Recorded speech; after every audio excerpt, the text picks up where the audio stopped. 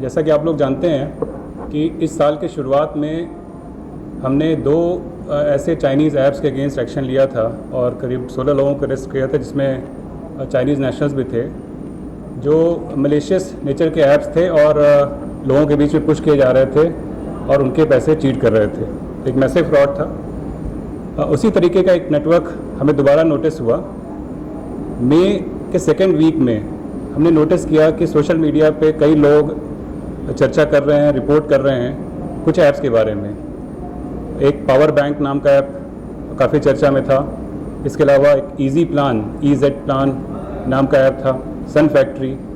इस तरह के बहुत से ऐप की चर्चा सोशल मीडिया पर चल रही थी, लोग इनके बारे में कंप्लेंट्स भी कर रहे थे। तो प्रोएक्टिवली एक्ट करते हुए हमने इन ऐप्स को डाउनलोड किया और इनकी एनालिसिस अपनी जो फोरेंसिक लैब है NCFL वहाँ पे कराया। साथ ही साथ एज अ डिकॉय यूज़र बन के इन ऐप्स पे रजिस्टर किया और इनमें जो पेमेंट का तरीका था उस माध्यम से पेमेंट किया। ऐप्स की जो एनालिसिस की गई फोरेंसिक लैब में, उससे काफ़ी स्टार्टलिंग रिजल्ट्स पता चले हमें। पहली भी चीज़ जो नोटिस की हमने कि ये ऐप्स जिस यूज़र के डिवाइस में डाउनलोड हो रहे थे, इंस्टॉल हो रहे थे, उसका डेटा स्टील कर रहे थे और ये डेटा बाहर के सर्वर्स में भेजा जा रहा था। जो इनिशियल ट्रेसेस हमें मिले वो सर्वर्स इंडिया से बाहर के थे, कुछ चाइनीज़ सर्वर्स की IPs थी। जो दूसरी चीज़ हमने नोटिस की कि इस ऐप के अंदर एक स्कीम जो कि क्विक मनी अर्निंग, जल्दी से पैसा कमाने की स्कीम पुश की जा रही थी। इस स्कीम में डेली बेसिस पे, आवरली बेसिस पे रिटर्न्स देने का प्रोविज़न था और ये ऐप्स एक बिज़नेस मॉडल का खाका बना के पुश कर रहे थे, जो कि एज अ स्टार्टअप, जो टेक्नोलॉजी बेस्ड स्टार्टअप है, उस तरीके का एक अमली जामा उसको पहनाया हुआ था। फॉर इंस्टेंस जो पावर बैंक ऐप है और सन फैक्ट्री ऐप है, इन्होंने ये कहा कि वो एक बेंगलोर बेस्ड टेक्नोलॉजी स्टार्टअप हैं जो लोगों को जो पैसा इन्वेस्ट कर रहे हैं उसके माध्यम से वो चार्जिंग कैपेसिटी डेवलप करेंगे और उससे जो रिटर्न्स आएंगे वो इनको देंगे। तो इस तरह का एक फर्जीवाड़ा क्रिएट करके और फर्जी डॉक्यूमेंट्स क्रिएट करके लोगों को कन्विंस करके ऐप के माध्यम से ये उनसे पैसे इन्वेस्ट करा रहे थे। लोगों को ल्यूर करने के लिए और अपनी स्कीम को और तेज़ी से बढ़ाने के लिए इन्होंने दो चीज़ की है। पहली, जो भी पैसा इन्वेस्ट करते थे लोग, शुरुआत में उसका 10% ये दे देते थे। इसके अलावा ये उनको इंड्यूस करते थे, प्रेरित करते थे कि आप इसका लिंक अपने साथियों में शेयर कीजिए, अपने कॉन्टैक्ट लिस्ट में जो लोग हैं उनसे शेयर कीजिए। तो इस वजह से ये ऐप बहुत तेज़ी से ग्रो किए, यहाँ तक कि अप्रैल मई के बीच में पावर बैंक ऐप जो था वो गूगल प्ले स्टोर पे टॉप 5 में चल रहा था और मिलियंस ऑफ यूज़र्स ने इसको डाउनलोड किया। कुछ ऐप जो थे वो प्ले स्टोर के माध्यम से नहीं, डायरेक्टली यूज़र्स को लिंक के माध्यम से भेजे जा रहे थे, पुश किए जा रहे थे। ये यूट्यूब पे चैनल, यूट्यूब के जो चैनल्स चलते हैं उनके माध्यम से, टेलीग्राम के चैनल्स के माध्यम से और यहाँ तक कि बल्क मैसेजेस के माध्यम से लोगों के बीच में पुश किए जा रहे थे। जो मनी ट्रेल इसमें, जैसे हमने बताया कि एक डिकॉय यूज़र बन के हमने इसमें पेमेंट की, तो उस मनी ट्रेल को जब हमने एनालाइज किया तो हमने पाया कि जो पैसा है वो पेमेंट गेटवे से होते हुए मल्टीपल शेल कंपनीज में रूट हो रहा है और करोड़ों रुपया इस पेमेंट गेटवे के माध्यम से कुछ अकाउंट्स में जा रहा है। फिर वहाँ से उसको लॉन्डर करने के लिए, उसको कैमोफ्लेज करने के लिए इसको 25 के आसपास शेल कंपनीज और उनके बैंक अकाउंट्स में भेजा जा रहा है। इस एनालिसिस के बाद इन द मीन टाइम हमें एक कंप्लेंट मिलती है जो ईजी प्लान ऐप है उसके अगेंस्ट में और बाकी जो ऐप्स हैं उसके ऊपर हमने केस रजिस्टर किया और इन डमी कंपनीज, जो शेल कंपनीज़ हैं, इनके जो डमी डायरेक्टर्स थे इनको आइडेंटिफाई किया। जो चार्टर्ड अकाउंटेंट इनको खुलवाने में रिस्पॉन्सिबल थे उनको आइडेंटिफाई किया और एक कोलकाता के पास उलबेडिया जगह है, वहाँ पे एक हमें ऐसा लगा जैसे कोई सेंटर चल रहा है जहाँ, क्योंकि 30 से ज़्यादा अकाउंट्स वहाँ से ऑपरेट हो रहे थे, 30 से ज़्यादा मोबाइल फ़ोन वहाँ चल रहे थे। वहाँ पे हमने रेड की और ये साइमल्टेनियस रेड NCR रीजन में और वहाँ पे की गई। वहाँ से हमने 9 लोगों को गिरफ्तार किया। बाद में फिर 2 लोगों को और जो कि इन कंपनीज को खुलवाने के लिए रिस्पॉन्सिबल हैं उनको गिरफ्तार किया गया। इन लोगों से जब हमने पूछताछ की तो और स्टार्टलिंग फैक्ट्स हमें पता चले। जो सबसे इम्पॉर्टेंट चीज़ जो नोटिस की गई कि ये सारे लोग जो थे वो चाइनीज़ नेशनल्स के इंस्ट्रक्शंस पे काम कर रहे थे। उनके बताने के हिसाब से ये अकाउंट खुलवाते थे, कंपनीज खुलवाते थे और अकाउंट्स के कस्टोडियन बन के इन बैंक अकाउंट्स को ऑपरेट करना, उससे पैसे को मूव कराना, ये सारी गतिविधियां कर रहे थे। हमें जो चीज़ हमने नोटिस की कि करीब 5-6 चाइनीज़ नेशनल्स, जिनमें से काफ़ी पहले इंडिया में रह चुके हैं अर्ली 2020-2019 में, वो इनको पहले से जानते हैं और उन्होंने ही इनके माध्यम से इन शेल कंपनीज़ को बनवाया और उनके अकाउंट्स को खुलवाया और उनका एक्सेस लिया। एक और चीज़ हमें पता चली कि कई ऐसे लोग इनके लिए काम कर रहे हैं जो ओरिजिनली इनको नहीं जानते हैं, वो सिर्फ टेलीग्राम चैनल्स और यूट्यूब के माध्यम से इनके टच में आए। टेलीग्राम चैनल पे इन्होंने उनको अप्रोच किया और अपने लिए काम करने के लिए कहा। इस तरीके से इन्होंने देश के अलग अलग कोनों में ऐसे लोगों को रिक्रूट कर लिया एक तरीके से, जो इनके लिए काम कर रहे हैं, इनके लिए अकाउंट्स खुलवा रहे हैं और इन अकाउंट्स को ऑपरेट कर रहे हैं। तो ये स्टार्टलिंग फैक्ट्स हमें पता चले।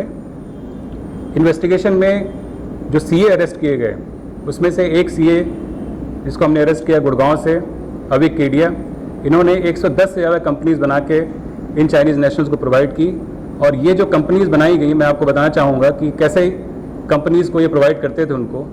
कंपनीज़ के जो डायरेक्टर्स थे वो डमी डायरेक्टर्स थे, या तो इनके लिए काम करने वाले लोग या इनके परिवार के सदस्य थे, उनको एज डायरेक्टर्स बनाते थे। कंपनी बनाने के बाद उस कंपनी का एक करंट अकाउंट बैंक में खोला जाता था, उसका रजिस्ट्रेशन कराया जाता था जीएसटी में।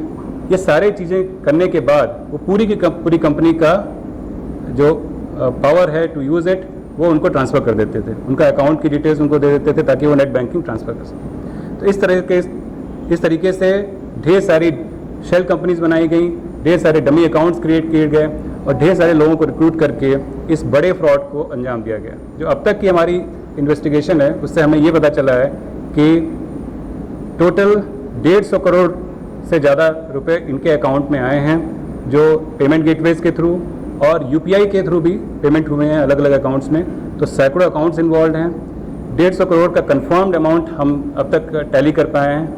5 लाख से ज़्यादा लोगों ने इसमें इन्वेस्ट किया है और अभी हमारे पास सिर्फ 2 पेमेंट गेटवे से डिटेल्स आई हैं, बाकी ऐसी डिटेल आएंगी तो इनकी संख्या बढ़ सकती है और जो फ्रॉड का अमाउंट है वो 200-250 करोड़ के आसपास जाने की संभावना है। एक और चीज़ जो हमने नोटिस की कि पैसे का जो मूवमेंट हो रहा है वो शेल कंपनी से होते हुए, जो इनिशियल हमारी इन्वेस्टिगेशन उससे पता चलता है कि थ्रू क्रिप्टो करेंसीज इसको बाहर भेजा जा रहा है। वो इन्वेस्टिगेशन अभी जारी है, अभी हमारी रेड्स भी जारी हैं अलग अलग जगहों पे।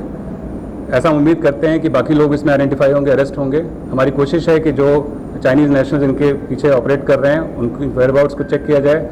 इसमें कुछ फ़ोन नंबर्स ऐसे हैं जो इंडिया से इशूड हैं, वो अभी चाइना में चल रहे हैं और उन्हीं के माध्यम से इनके पास इंस्ट्रक्शंस आ रही हैं। इस तरीके की इन्वेस्टिगेशन अभी जारी है। धन्यवाद। इसमें मैं आप लोगों के माध्यम से जो जनता है उसको ये आगाह करना चाहूँगा कि ये जो क्विक मनी अर्निंग ऐप्स हैं, ये अलग अलग नाम से चल रहे हैं। ये सारे ऐप्स मलेशियस हैं, ये आपके डिवाइस का डेटा चुरा रहे हैं और इसके साथ साथ आपको चीट कर रहे हैं। लोगों से, जो गरीब तबके का आदमी है वो कम रकम डाल रहा है, जो थोड़ा ज़्यादा अफोर्ड कर सकता है वो ज़्यादा डाल रहा है। कई लोग लोन लेके इसमें इन्वेस्ट कर रहे हैं और सभी के साथ फ्रॉड हो रहा है।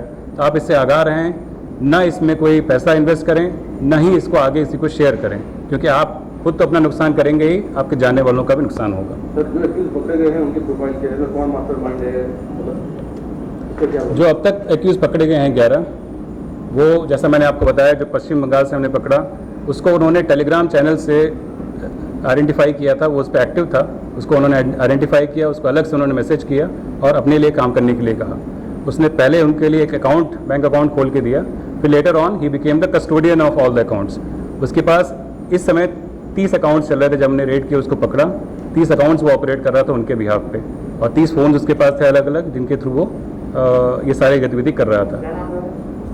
उसका नाम है रॉबिन अली है, जिसको हमने अरेस्ट किया है उलबेरिया वेस्ट बंगाल से। उसका एक साथी था रमीज़, उसको अरेस्ट किया है।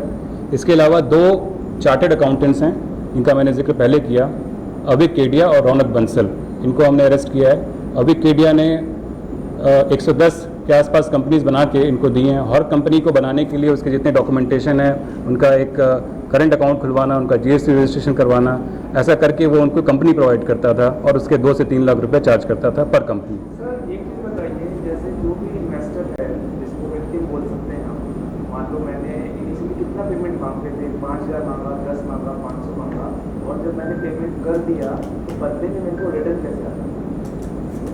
पेमेंट शुरुआत होती थी, इन्होंने बहुत ही लो बेंचमार्क रखा हुआ था इसमें इन्वेस्ट करने का, ₹300, और ऊपर की कोई लिमिट नहीं थी। लोगों ने लाखों रुपए इन्वेस्ट किए हैं। जो रिटर्न्स आते थे वो भी इसी ऐप के माध्यम से आते थे और उनके अकाउंट में रिफ्लेक्ट होते थे। जिस तरीके से आपने पेमेंट किया उसी तरीके से आपके पास वापस आते थे। कई लोगों के पेमेंट जो है वो ऐप में तो दिखती थी लेकिन उनके अकाउंट में नहीं आती थी। तो इस तरीके से भी ये लोगों को डिसीव करते थे और उनको ये झांसा देते थे कि आपके पास पेमेंट आ रही है, जबकि कोई पेमेंट नहीं आती थी। सर ये लोग शिकार हुए इसमें सर, तो कितने लोग इसमें शिकार हुए? जैसा मैंने आपको बताया कि 5 लाख लोगों का रिकॉर्ड तो हमें पेमेंट गेटवे से मिल गया है। इसके अलावा डायरेक्ट भी यूपीआई के माध्यम से अकाउंट्स में पेमेंट होते थे। वो सारी डिटेल्स अभी खंगाली जा रही हैं। इस ऐप को डाउनलोड करने वाले तो 50 लाख से ज़्यादा लोग हैं। तो अगर आप एज्यूम करें कि 50 लाख लोग जिन्होंने डाउनलोड किया है, ऐसे लोग हैं जिनके पास डायरेक्टली लिंक जा रहा है through WhatsApp messages and all, तो संख्या बहुत ज़्यादा हो सकती है। सर ये एक सवाल ये है कि ये said that couple of Chinese people were found to be involved in it.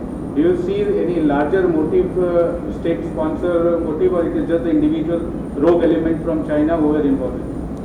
What we can infer is that there is a motive to cheat at a very large scale. The scale is like countrywide scale because these people are operating multiple apps with different names and the core kernel of that app remains the same.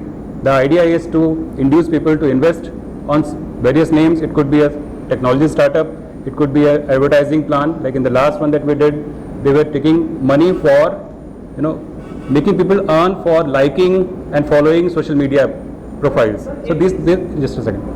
तो इस तरीके से ये लोगों को cheat कर रहे हैं बहुत ही लार्ज स्केल पे। और जैसा मैंने आपको बताया कि ये सारे ऐप्स मलेशियस हैं। जो एंटी वायरस जो एप्लीकेशंस हैं वो उनको फ्लैग करते हैं एज मलेशियस। हमारी लैब्स में हमने चेक किया और ये आपका डेटा स्टील कर रहे हैं। कई ऐप्स ऐसे हैं जो to install additional applications, additional software, वो परमिशन आपसे बाय डिफॉल्ट ले ले रहे हैं, उसके बाद वो ऐप्स डाउनलोड कर रहे हैं। तो definitely they are stealing data. Now this data can be use for further fraud. This data can be used against, for a larger or more nefarious design.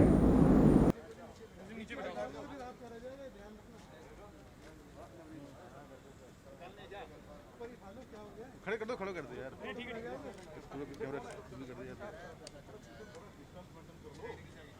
अपराधी लगोगे, सोशल डिस्टेंसिंग,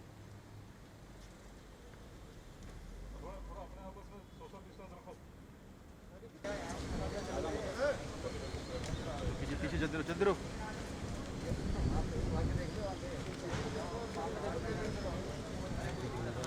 आओ अभिषेक।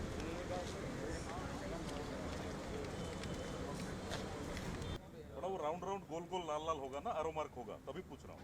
आप लोगों का आसानी हो। हाँ ठीक सही।